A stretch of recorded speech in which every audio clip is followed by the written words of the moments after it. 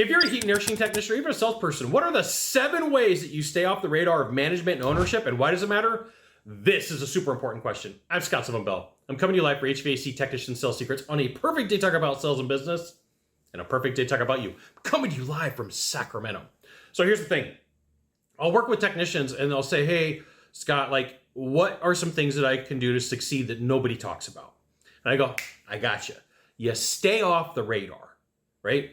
You can get on the radar from your closing rate. You can get on the radar for the success that you have out in the field when you've done things right. But here's the 7. 7 things to do to stay off the radar. So 1, I'm going to say this first and foremost, don't scam people. Like, you don't have to. There's so much business in the world of heating and air, plumbing, roofing, electrician. You don't have to scam some people. I've said it, right? It's off the table. Number 2, only complain when it's real.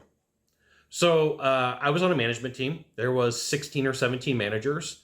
And here's what happens is you go into a management meeting. There's 220, 240 employees in the building. You get to hear the good, the bad, and the ugly. And so like the managers would come in and they'd be like, oh my goodness. And then they would be like, blah, blah, blah, said a whole bunch of bad stuff again. And so what happens if you're constantly complaining, it doesn't ever feel real. But when you rarely complain and you only complain when there's a problem, everybody goes, hey, Scott had a complaint. There's got to be a problem, okay? Number 3, show up on time. Show up on time. I don't know how many times I would meet with a dispatcher or I've met with people in an office and they're like, I really like this technician. I really like this sales dude, but he's never on time. He's never on time. Like old school sales, when I first got started, 2001, 2002, like we made a phone call. I'm on my way to my house. Got there. I'm at the house, right? You checked in and like you had to be there on time. There was no CRM. Like the CRM was the person you talked to on the other phone, like I'm here. And then the managers would look and go, hey, were they on time? Were they not on time? Like it was a big deal. You showed up on time. If it was an 8 a.m. appointment, you were at the door at 7:57. If it was a 3 p.m. appointment, you were at the door at 2:57. It was like you were 3 minutes early for everything. And this right here is why you should join HVACTechSecrets.com. I'll give you the goods, not in the Facebook group, not the YouTube channel.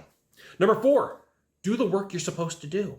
Man, me, once again, sat through management meetings. Hey, that sales guy didn't do their job. They just didn't do it. And then it would turn into like, why are we having a conversation about that tech again? Why are we having a conversation about that salesperson again? Like, write them up or fire them. Like, that's the conversation you get to have in management meetings. Number 5, stay out of company drama. Like, it'll make your life so much easier. Who cares what the other person's doing? Who cares how they're doing it? If they're a scam artist, they're going to get caught. You're not a police officer. If you've said your piece, hey, this tech's not doing their job, great. You've said everything you need to say. It's on the record. You don't have to do it every day, right? Somebody in the office is hooking up with somebody out in the field. Somebody in the field is hooking up with somebody in the field. Somebody in the office is hooking up with somebody in the office. A manager's doing something. I don't know. Who cares? Not your problem. Not your monkey, not your circus. If you said your piece, it's done, right? If you've taken it to the proper people and said, hey, I don't know if you know this or not, but this is what's going on. And if they go, yep, we got it covered. Okay, look, you're not on the management team. They're not supposed to tell you what happened. So when I manage salespeople, somebody would come to me and go, did you know? And I'd go, nope, I'll take care of it. And then they would come to me and they'd say, hey, Scott, did you deal with that thing? And I'd go, hey, look, as a manager, I can't tell you what I have and haven't done, and you don't want to know anyway. Because like, here's the thing. When it comes down to it, if you've done something silly and you've done something stupid, do you want me telling everybody what happened? They go, nope. And I go, stay out of it. It's been taken care of, right? Just know, like, it's been delivered. Number 6, turn your paperwork in. This is something that I struggled with, right? I'm going to point at myself and all these other 5 things, no problem. Whatever. But number 6, paperwork. Gosh, man, something I hated doing. Hated doing paperwork. I like doing the work, like turning wrenches, like turning screwdrivers. You know what I hate doing? Paperwork. You know what I hate doing today? Paperwork. So like, I'm going to say, I've got a fault on this. I don't want you to think like, hey, Scott, you make this list. How do you stack up? Oh, 1 through 5, perfect. No big deal. 6, oh, that's me. Paperwork sucks. And then number 7, sign language number 7, drive safe. Hey, you want to stay off the radar of your office, of the managers, and you don't want to be talked about in the meeting in a bad way? Don't scam people, number 1.